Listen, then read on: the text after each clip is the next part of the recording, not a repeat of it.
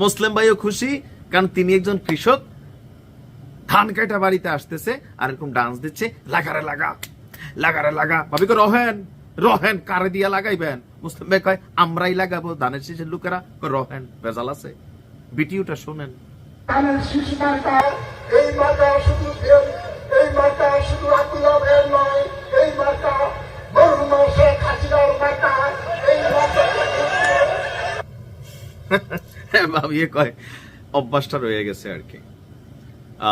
মরহুমা শেখ হাসিনা এই বলার পরে সবাইকে রক রক রক কাকা কাকা বইলা ফেলছে। আসলে হয় কি যে ধরেন মানে দীর্ঘদিন তো 17 বছর বাংলাদেশে ওইভাবে বিএনপি তাদের প্রোগ্রাম করতে পারে নাই। অনেক নেতাকর্মী তারা আওয়ামী লীগের সাথে মিশা গেছিল।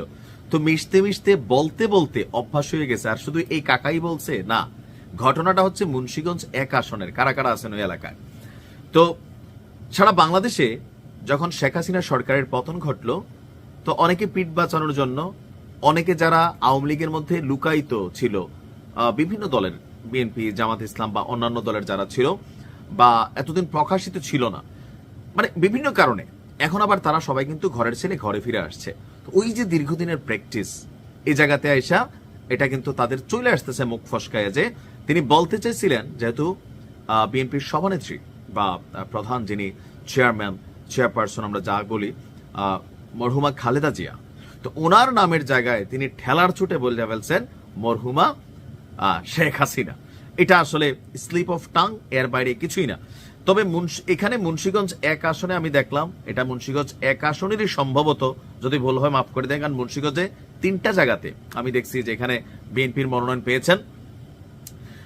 আর এই জিনিসগুলো কেন আসলে ডে বাই ডে বাড়ছে, সোশ্যাল মিডিয়াতে আসতেছে, সবাই মজা করতেছে, এটা নিয়ে ট্রল করতেছে, কিন্তু এটার কমন ফ্যাক্ট হচ্ছে,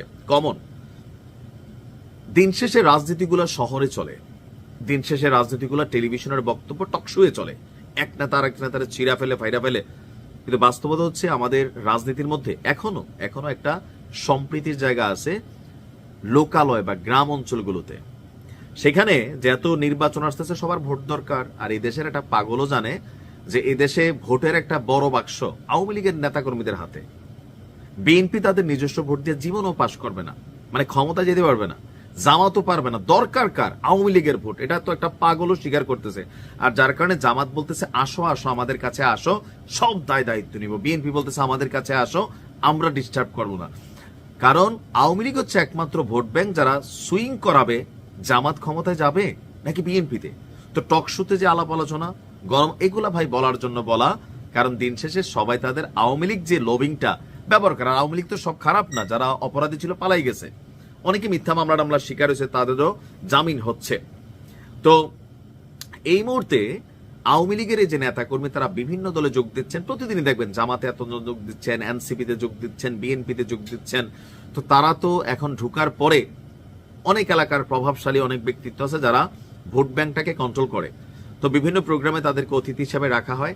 তো সেইখানে একটু বক্তব্য দিতে গেলে আমার ধারণা এরকম স্লিপ অফ টাং, অর্থাৎ ঠেলার চোটে, বাংলা ভাষায় আমরা যদি বলি আর কি, এটা বইলা ফেলে। তবে এই নিউজ দেখা আমরা ট্রল করি আর যাই করি, নির্বাচন, ক্ষমতা, এই দুই জিনিসটার মধ্যে আওয়ামী লীগের এখানে একটা প্রত্যক্ষ সহযোগিতা লাগবে, যেই দল ক্ষমতায় যায়, যেই দল।